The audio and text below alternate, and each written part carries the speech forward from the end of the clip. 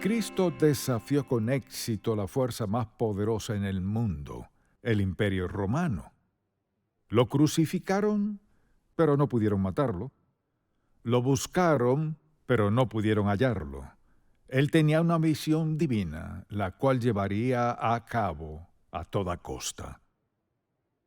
Al pensar en la Semana Santa, considero el gran mensaje que nos trajo el Señor Jesús. Le invito a buscar en Mateo 28, pues tiene algo especial la lectura de este pasaje el domingo de resurrección.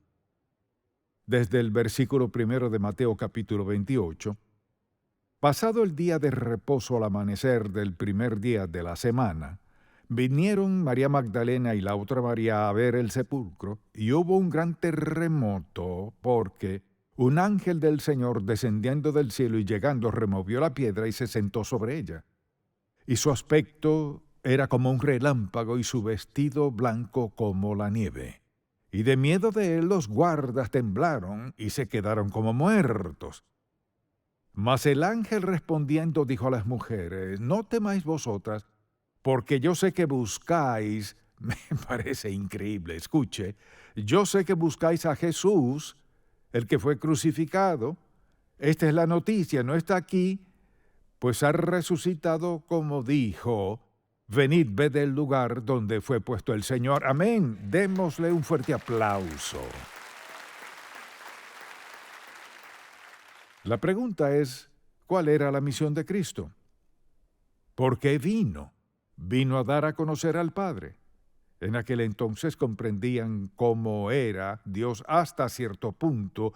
Vino a dar a conocer al Padre, si recordamos lo que dijo en Juan capítulo 8, cuando les dijo a quienes lo escuchaban, por ejemplo, les dijo: si me conocieseis, también a mi Padre conoceríais. Yo y el Padre uno somos. Tuvieron un destello de Dios Padre como nunca habían tenido, ni visto, ni entendido, cuando vieron a Jesucristo. Él dijo: yo y el Padre uno somos. Luego dijo: creedme que yo soy en el Padre y el Padre en mí, de otra manera creedme por las mismas obras. Cristo vino a darnos un destello del Padre a quien no conocíamos, y al leer el Antiguo Testamento podemos vislumbrar al Padre no como lo que vemos y entendemos con la venida de Cristo. Esa es una de las principales razones de su venida: dar a conocer al Padre. Segundo, vino a redimir a la humanidad caída, que por lo general en eso pensamos. O sea, vino a ser nuestro Salvador. Vino a resolver nuestro problema del pecado. Vino a morir en la cruz para que no tuviéramos que morir en nuestros pecados. Recuerde lo que le dijo a Zaqueo, quien se subió a un árbol y bajó a conocer a Cristo. Le dijo: el Hijo del Hombre vino a buscar y a salvar lo que se había perdido. Eso significa cada uno de nosotros. Así que Cristo vino a dar a conocer al Padre, vino a redimir a la humanidad y vino a revivir la esperanza vacilante de quienes esperaban al Mesías. Habían transcurrido miles de años, y recordará en Isaías capítulo 9 la promesa de la venida del Mesías.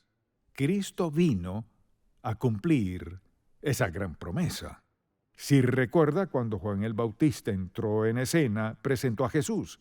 Y en medio de ese proceso, Andrés estaba en la multitud, y al reconocer que allí estaba Cristo el Mesías, a quien encontró a Pedro y le dijo: Pedro, hemos visto al Mesías.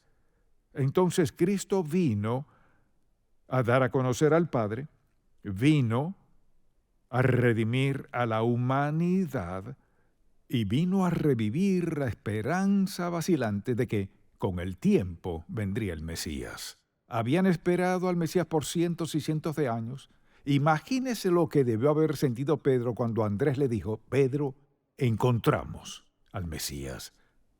Luego, pensemos en esto, pensemos en los evangelios y en cuántas veces lo hemos leído. ¿Qué estaba haciendo Cristo? Nos revelaba ciertas cosas que quería que tuviéramos muy en cuenta, pues Él quería ser parte de nuestra vida. Quería que comenzáramos a pensar como Él, a vivir como Él vivió. Además nos presentó el poder del Espíritu Santo. Si pensamos en el Antiguo Testamento, hay varias referencias al Espíritu Santo, pero Cristo vino a dar a conocer al Espíritu Santo de una manera muy distinta. En los capítulos 14, 15 y 16 de Juan, fíjese lo que dice allí, por ejemplo, el Señor Jesús les dijo: «Y yo rogaré al Padre, y os dará otro Consolador, para que esté con vosotros para siempre. El Espíritu de verdad, el Espíritu Santo, al cual el mundo no puede recibir porque no le ve ni le conoce.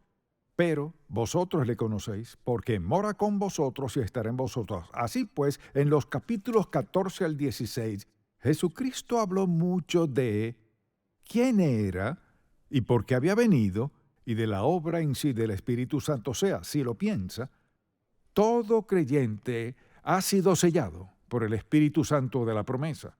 O sea, la diferencia entre los creyentes y quienes no son salvos es ese sello, y ese sello no puede romperse. Somos hijos de Dios, tenemos al Espíritu Santo en nosotros, y uno de los propósitos de que Cristo viniera y pasara tiempo con los discípulos fue dejar claro que al partir, en realidad seguiría allí con ellos en la persona del Espíritu Santo. Pienso en cuántas personas van a la iglesia, dan su vida a Cristo, se bautizan y siguen yendo a la iglesia, no esta, sino muchas otras, y nadie les dice: dentro de ti vive el Hijo de Dios mediante la persona del Espíritu Santo. Él ha venido a morar en ti para hacer que el Espíritu Santo viene a morar en nosotros para facultarnos para hacer lo que no podríamos hacer solos. Nadie puede vivir la vida cristiana en su propia fuerza, energía, conocimiento y entendimiento. Tenemos la presencia del Espíritu Santo, quien vino a morar en nosotros, enseñarnos, guiarnos, consolarnos, asegurarnos entre sus otros propósitos. Pero hizo algo más. Vino a enseñarnos a amarnos y a perdonarnos unos a otros. Este es un tema que quizás mucha gente pase toda la vida sin nunca aprender la lección. ¿Cómo perdonar a quienes le han hecho daño? ¿Cómo decir te perdono? ¿Cómo decir ya no guardo rencor en tu contra? Jesucristo fue el ejemplo perfecto de perdón, y si lo pensamos, lo crucificaron y Él los perdonó. ¿Les es difícil a usted perdonarle a otro por sus acciones? Piense en todo lo que Cristo nos ha perdonado una y otra vez. Él no solo entró en escena, tenía una misión. Vino por una razón principal y específica: morir en la cruz y resucitar, pero en ese proceso vino a dejarnos verdades y enseñanzas que transformarían por completo nuestra vida y nos prepararían para un día verlo cara a cara. Parte de su misión asimismo vino a enseñarnos a orar. De lo mucho que nos ha enseñado, vino a enseñarnos a orar. Una vez sus discípulos le pidieron: Señor, enséñanos a orar, como también Juan enseñó a sus discípulos. Cuando pienso en este versículo, pienso en todos los versículos que deberían ser nuestra inspiración. Está Marcos 1, versículo 35, que dice: levantándose muy de mañana, siendo aún muy oscuro, salió y se fue a un lugar desierto y allí oraba. Pensemos en esto. Consideremos la vida del Señor Jesús. Escogió enseñanzas muy específicas con las que quería instruirnos para que supiéramos que eran verdades absolutas que, al ponerlas en práctica, transformarían nuestra vida. Así pues, Cristo nos dio el ejemplo perfecto de cómo orar. Se levantaba muy temprano, aun siendo oscuro, y se iba a un lugar aislado a orar, y me imagino, de hecho, estoy seguro de que no era: Señor, bendíceme hoy. Y me pregunto cuántos cristianos, cuántos en el pueblo de Dios hacen una breve oración en la mañana antes de entrar a la autopista y le piden a Dios protección y un buen día, etcétera. Fíjese bien. Jesucristo se despertaba mucho antes del amanecer. ¿Tiene usted por costumbre orar? ¿Por qué está esto en la Biblia si no es para darnos un ejemplo y para desafiarnos? Ningún momento. en nuestra vida es más valioso a los ojos de Dios Padre que cuando apartamos tiempo para estar con Él y le damos toda nuestra atención y aligeramos nuestro corazón, le decimos lo que lo amamos, que queremos alabarlo. Es uno de los momentos más valiosos en la vida. Y le digo que he sido creyente desde hace mucho tiempo. Y la mayor lección que he aprendido es levantarme temprano en la mañana, hablar con el Padre y encauzar mi vida. Muchas veces he tenido que pensar, Señor, esta mañana casi lo pierdo de vista. Esta mañana casi lo pierdo de vista. Mira lo que está pasando. Pero siempre recuerdo que cuando Jesucristo comenzaba su día, comenzaba con el Padre, pero tuvo días muy difíciles y por último la crucifixión. Así pues, pensemos un momento en esto. No tenemos la facultad de levantarnos y salir a vivir un día exitoso, agradable a Dios, al amar, perdonar, ayudar a otros y vivir como Dios quiere, si no comenzamos bien el día. No hay nadie que esté tan ocupado en tantas actividades buenas como para no tener tiempo para comenzar el día con Dios. La Biblia dice, levantándose muy de mañana, siendo aún muy oscuro. Cristo fue el ejemplo perfecto. Mire, no podemos darle a Dios Santo una excusa para no comenzar el día con Él, porque cada aliento nuestro viene de Él. Cada vez que respiramos. Y desde luego vino a darnos la seguridad de la vida después de la muerte. Recordará que cuando Lázaro murió, fue muy difícil para Marta y María porque Jesús no estaba allí y pensaban que debía estar allí. ¿Alguna vez has sentido así? Señor, ¿dónde estás? Estoy pasando por esto. ¿Por qué no haces algo? Él no llegó cuando lo esperaban y le dijeron, Señor, si hubieses estado aquí mi hermano no habría muerto. Al final el Señor les dijo, yo soy la resurrección y la vida. El que cree en mí, aunque esté muerto, vivirá. Piensa en eso. Tiene la promesa de vivir aún después de morir. Todos hemos tenido seres queridos y amistades que han partido, y dice la Biblia que vivimos aún después de morir. La razón por la cual podemos saberlo es porque Él dio vida eterna en la cruz. Jesucristo vino con una misión específica en mente. Entonces, al considerar nuestra vida diaria y al pensar en la misión que Él tenía en mente, todo esto debería ser parte de nuestra vida, de nuestra mente. Así pues, nos dio seguridad de la vida después de la muerte. También vino a asegurarnos del cielo como nuestro hogar. No perdió de vista nada, y hay un pasaje muy conocido en Juan, capítulo 14. En los capítulos 13 al 16 les instruye con las lecciones más entrañables que había enseñado, y les dijo, no se turbe vuestro corazón, creéis en Dios, creed también en mí. En la casa de mi Padre muchas moradas hay, si así no fuera, yo os lo hubiera dicho. Voy pues a hacer ¿qué? A preparar lugar para vosotros. Vino con una misión, tenía 3 años.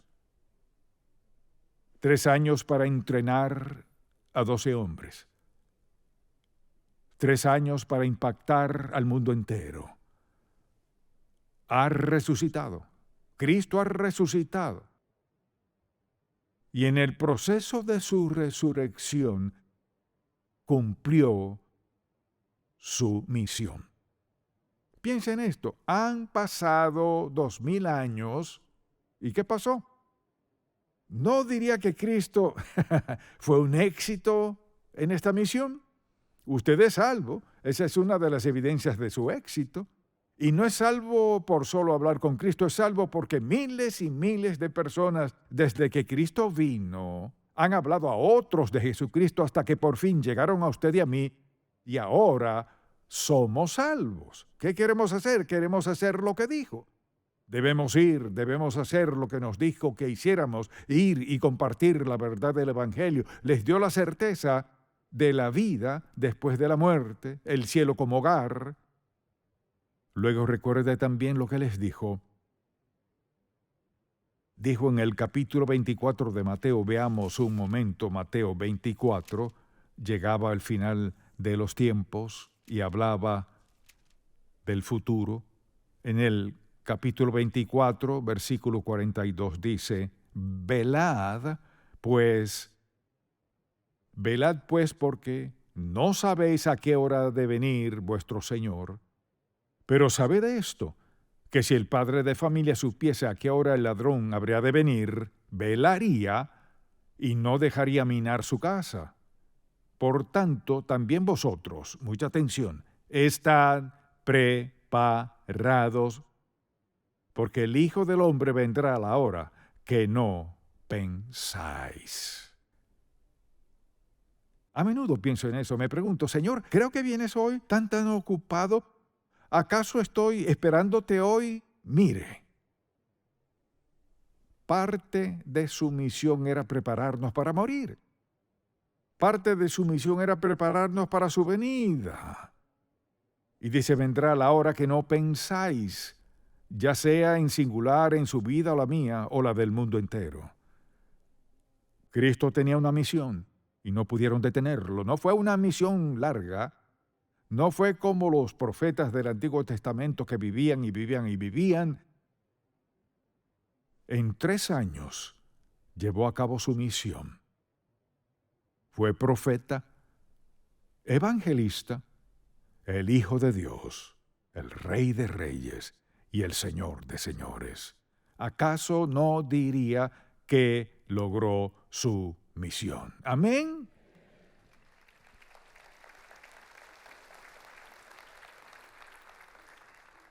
Entonces le pregunto, ¿no cree que una de las decisiones más sabias que podría tomar sería confesar sus pecados hoy ante Dios y pedirle que le perdone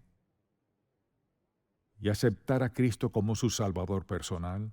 Solo hay una esperanza, un camino. Cristo dijo, yo soy el camino y la verdad y la vida. Nadie viene al Padre sino por mí.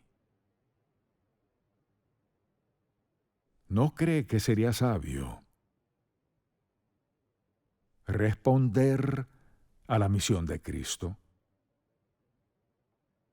La de cambiar su vida, salvarle y todo lo demás que ha hecho. ¿No cree que sería sabio resolver dónde pasará la eternidad? La Biblia dice que todos moriremos y nos presentaremos ante Él. Deseo invitarle, rogarle, exhortarle, moverle de ser posible a pensar en esto. Si no ha aceptado a Cristo como su Salvador, porque rechazar eso es condenarse a sí mismo.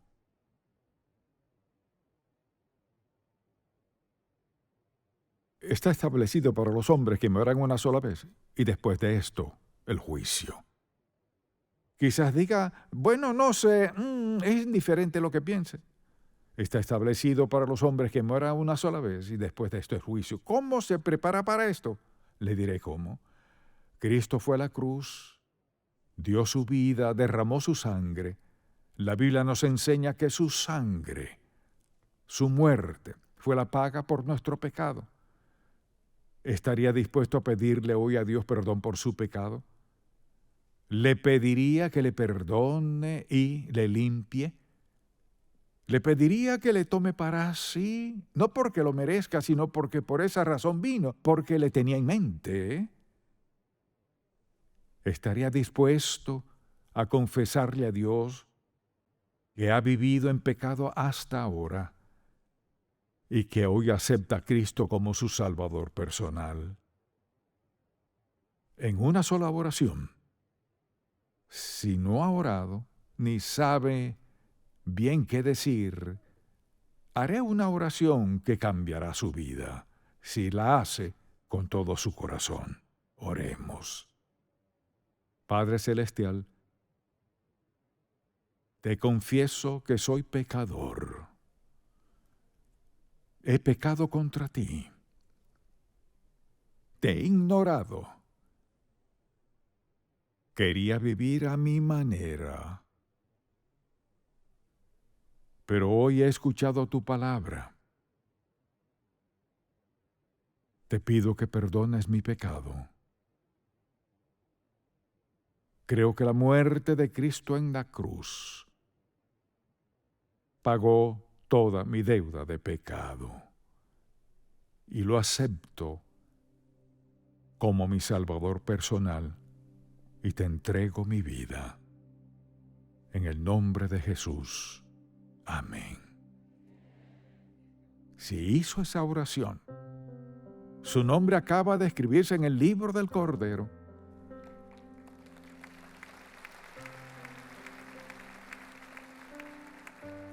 Y ningún nombre nunca se ha borrado. Es hijo de Dios. Y espero que comience a leer la Biblia y a pedirle a Dios que le ayude a entender más y más de lo que significa caminar con Jesucristo.